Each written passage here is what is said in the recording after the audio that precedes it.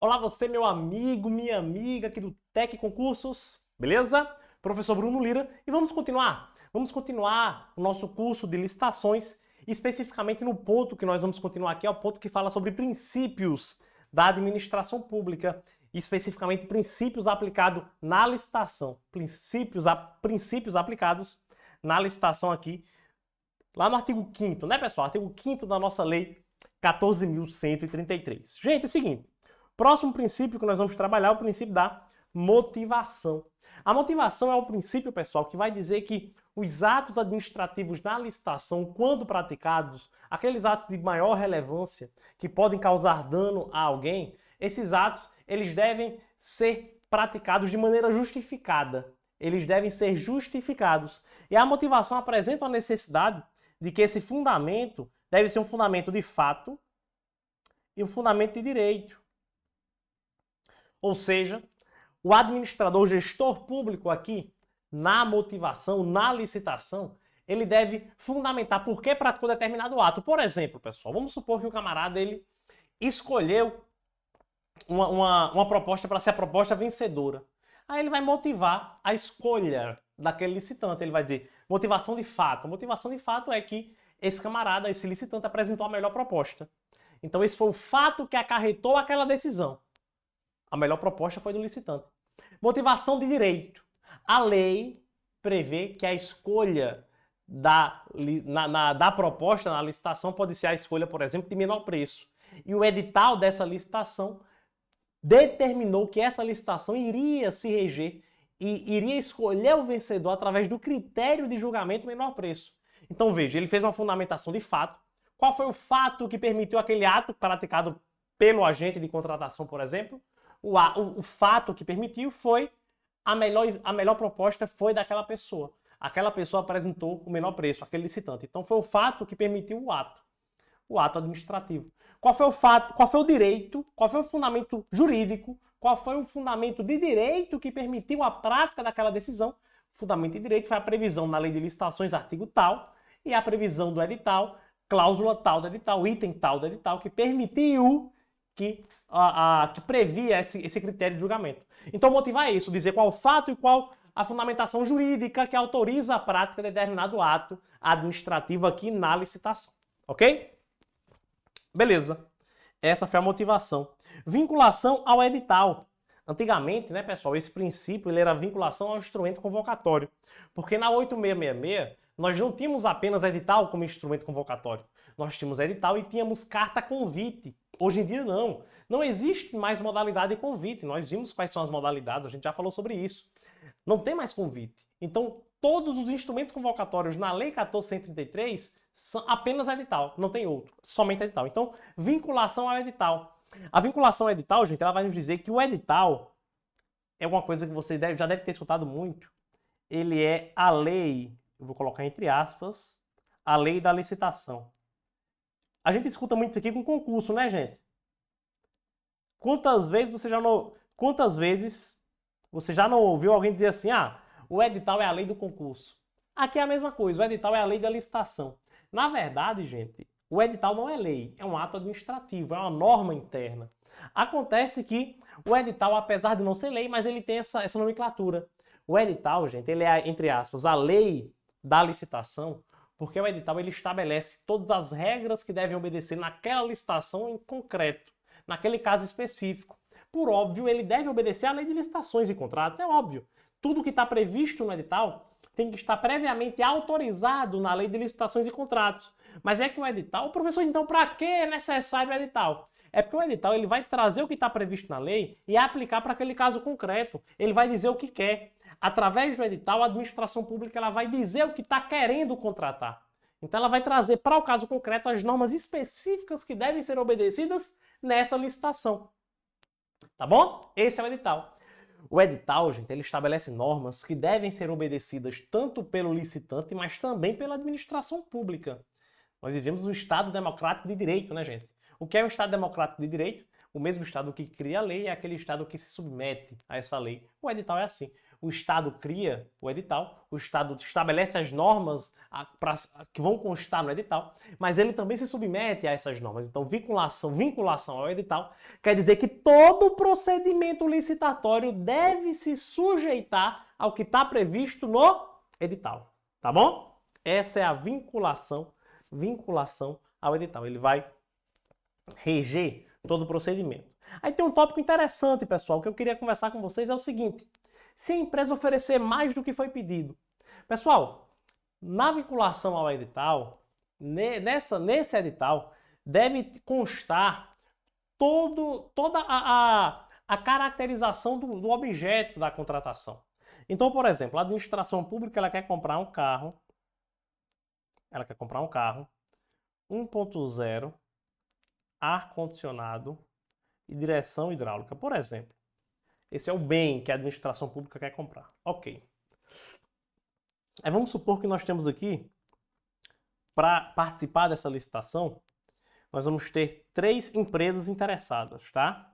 Eu tenho a empresa Alfa, esses termos são bem utilizados, né, nas aulas aí. Alfa, Beta, nas provas também, e Ômega. A FGV adora isso aqui. Alfa, Beta e Ômega. Ok.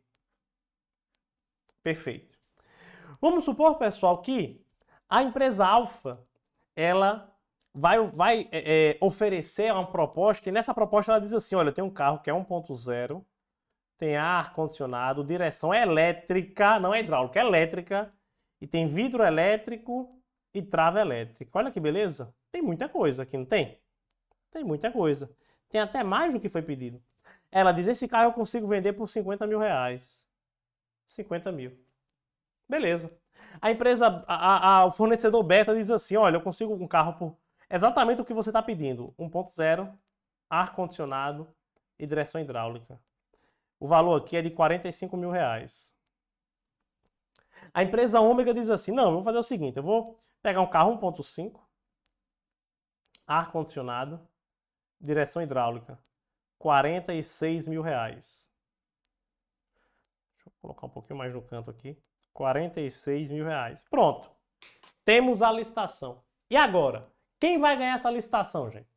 Pessoal, como nós temos esse princípio da vinculação ao edital, e aqui eu já queria fazer uma ponte com julgamento objetivo também, que vai falar muito sobre isso, nós devemos entender, primeiro ponto, quais são os veículos que vão estar compatíveis com o que foi pedido na licitação. Quais são os veículos que vão atender aos critérios previstos no edital de licitação? Todos atendem, né? Nenhum deles traz alguma coisa a menos. Ou eles trazem o que foi pedido ou trazem a mais. Tá, beleza, não tem problema nenhum. O alfa trouxe mais, o beta trouxe o que foi pedido, o ômega trouxe mais. Ok, todos passam. Eu vou julgar o quê? De maneira objetiva, o valor. O valor. Eu vou me vincular ao edital para julgar o valor. Professor, então, se uma empresa oferece um item com especificações e características maiores do que foi pedido, ela não vai ser desclassificada? Não. Por isso, não.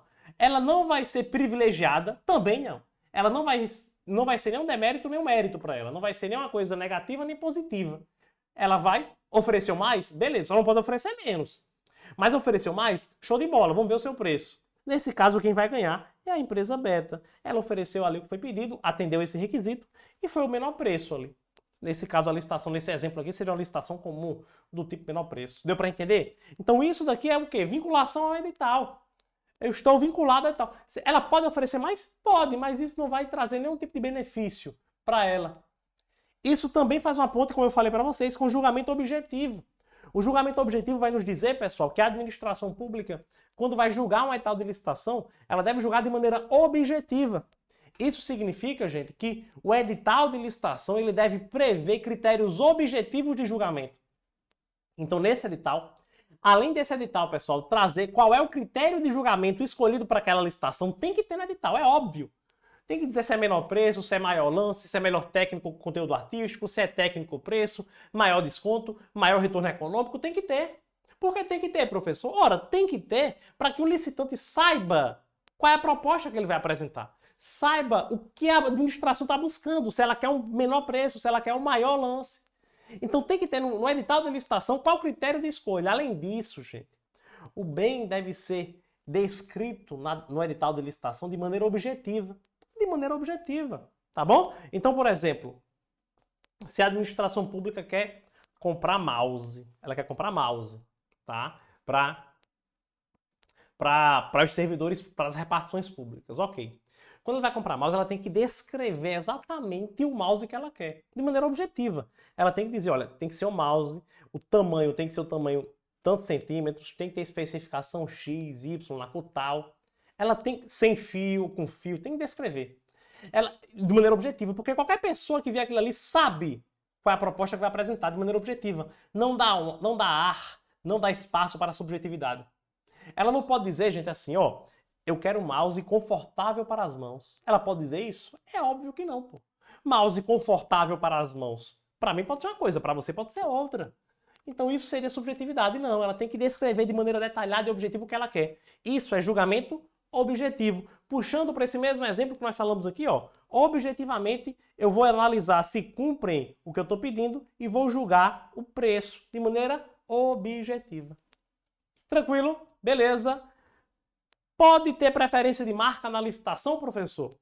Ela pode, por exemplo, dizer assim, eu quero o mouse da marca X, quando vai lançar o edital de licitação. Não. A regra é que não. A regra é que ela vai dizer, eu quero o mouse com as características X, mouse com as características Y. Ela não pode dizer, eu quero o mouse da marca tal. Não. Aí não pode. Ela não pode dizer, eu quero comprar um Gol. Eu quero fazer uma licitação aqui para comprar Palio, para comprar Uno, para comprar um Corsa, um Mobi. Ela pode fazer isso? Não. Ela vai dizer, eu quero um carro 1.0 com ar-condicionado e direção hidráulica. Aí a Volkswagen, uma fornecedora que vende Volkswagen, que vende Gol, vai apresentar. Uma fornecedora que vende Corsa vai apresentar. Uma fornecedora que vende Onix vai apresentar. O que vale é atender as características. Essa é a regra. A regra não há possibilidade de apresentar marca. Professor, tem exceção? Aí tem. Quais são as exceções? Nós vamos ver. As exceções, pessoal, estão lá no artigo 41, inciso 1. São possibilidades em que há essa preferência de marca, em que a administração pode colocar no edital a marca que quer. Beleza? Nós não vamos ver isso agora, vamos deixar para ver lá no momento oportuno, artigo 41, inciso 1º. Beleza? Vamos para o próximo princípio, que é o princípio da segurança jurídica. A segurança jurídica, gente, é um princípio que busca trazer mais estabilidade nas relações, busca trazer mais estabilidade social.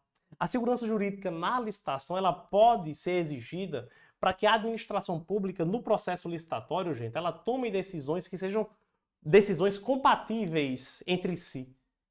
Tá bom? Então, por exemplo, quando a administração pública, um órgão está julgando várias licitações, ela tem um padrão de julgamento, um padrão de proceder àquela licitação.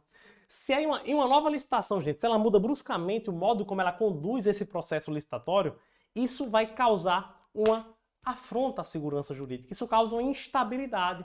Ora, ele tem um modo de julgamento, por exemplo, de critério de habilitação. Aí, de repente, mudou do nada.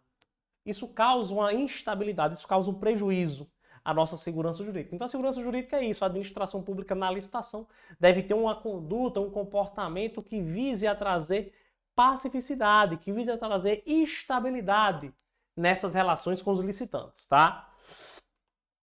Razoabilidade, a lei traz razoabilidade e proporcionalidade de maneira diferente. Mas nós trazemos aqui junto porque são princípios muito parecidos, né, pessoal? A maioria das questões de prova hoje, elas tratam razoabilidade e proporcionalidade como sinônimo. A maioria, alguns trazem algumas distinções. Razoabilidade e proporcionalidade é a luta pelo bom senso. Na licitação deve haver, gente, um bom senso no julgamento, deve haver um bom senso nas exigências. Por exemplo, eu não vou exigir um edital de licitação, eu não vou exigir que o camarada, para participar daquela licitação, ele tem que ter uma experiência de 50 anos no ramo. Pô, isso é o quê? Isso é falta de bom senso. Isso seria falta de razoabilidade. Não é razoável que eu exija isso para o camarada participar. Tá bom? Razoabilidade e proporcionalidade. Tem que ter bom senso na licitação e tem que ter uma adequação entre meios e fins. Tá? É a vedação do excesso. Eu não uso uma expressão máxima no direito, muito utilizada, é que não se usa um canhão para matar um pombo. Não vou usar um canhão para matar um pombo. Basta um estilingue que eu consigo, né? Com um estilingue eu consigo matar um pombo. Não preciso de um canhão. Então é isso, por exemplo. Eu quero, uh, eu quero construir uma quadra de esportes em uma escola. Eu não vou exigir que a empresa tenha experiência em construir estádios de futebol para participar dessa licitação. Isso é desproporcional, né? Não tem uma adequação entre meios e fins.